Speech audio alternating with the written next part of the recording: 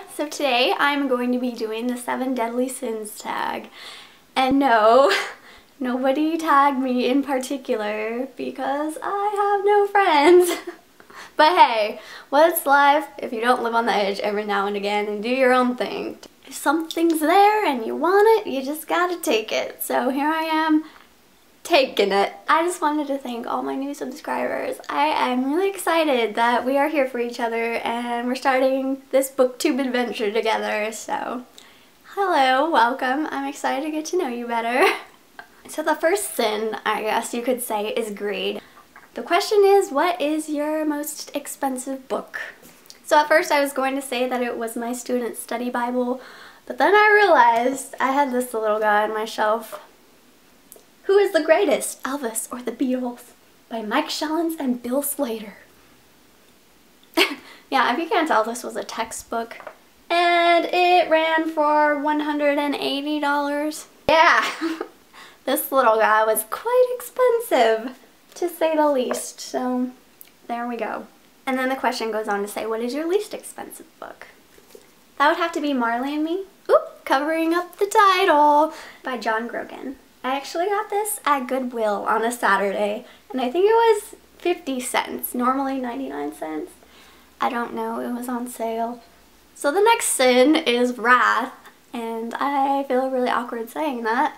The next sin, what even is happening? And the question is, what author do you have a love-hate relationship with? So I'm kind of nervous to say this one. I don't want anyone to come claw my eyes out. But I think I'm gonna have to say Rainbow Rowell. Before anyone starts getting angry, yes, I have read every single book that she's written, and even books that she's published in.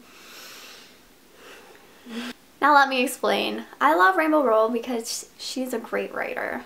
Her books really draw me in, and I love the storyline. I can relate to it. I love everything about it. I like that she can take a normal, everyday situation and make it interesting and intriguing. The relationships she describes are very genuine, and I like that. But there's always a but.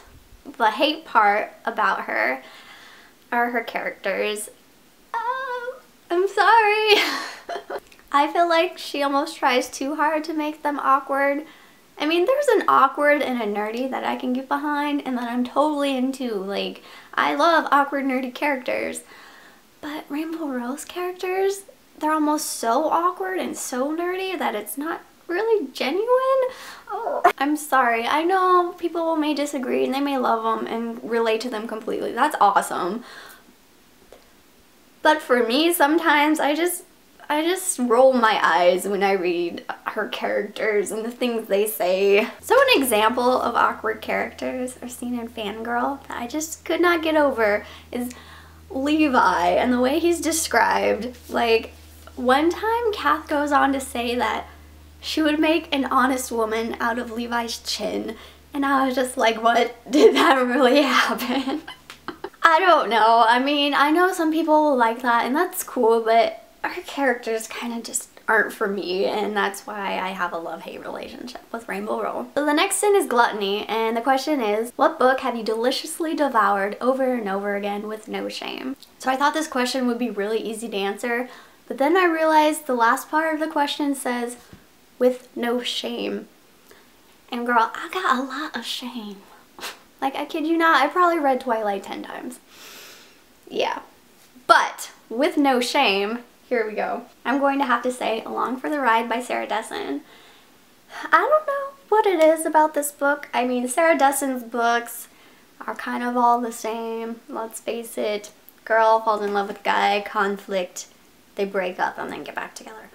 But this book, I read it at a very pivotal moment in my life. I was just out of high school, going to college, moving away, and that's exactly what happened with this character. I don't even know her name. It's been so long, but I remember reading this more than one time.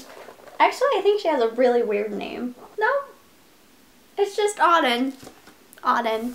I think the part I liked most about this though was that she was an insomniac and she got to spend her nights drinking coffee and riding bicycles and just enjoying life at night. And I thought that was the dream when I was 19. I was like, hey, I want this life. I want to go to coffee shops at 3 a.m. and hang out on the beach. So I like to think, since I could relate to it, there's no shame in reading it more than once, more than twice. So the next sin is sloth. And the question is, what book have you neglected due to laziness? Well, let me tell ya. Where is it? I'm not ashamed at all to admit that that would be The Great Gatsby by F. Scott Fitzgerald. Let me give you a little background. I was an English major in college, and one of my required reading was The Great Gatsby, so I went out and I bought it. And I was like, yes, I'm going to read this, I'm going to own this, it's going to be fabulous. Well, my professor changed the syllabus and told us we didn't have to read this anymore.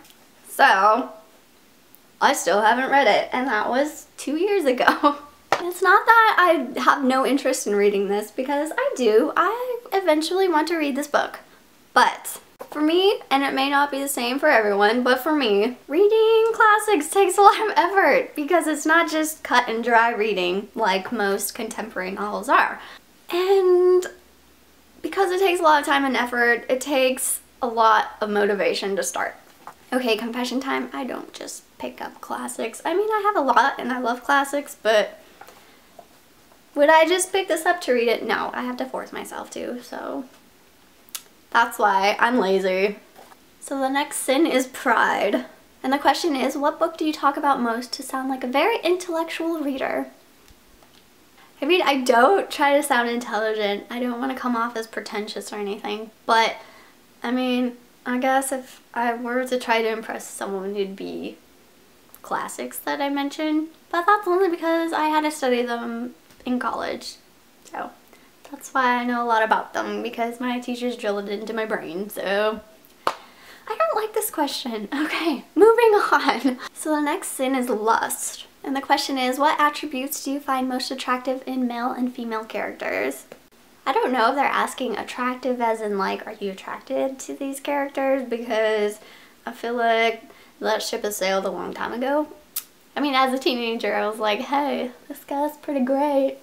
But I don't find characters attractive, so I'm going to have to say, in like an attractive, I like reading this character way, strong-willed, and they know what they're doing. Sometimes I like unreliable narrators if it fits the story, but most of the time, if the character is like really annoying and you know where the story's going but they don't, I can't handle that.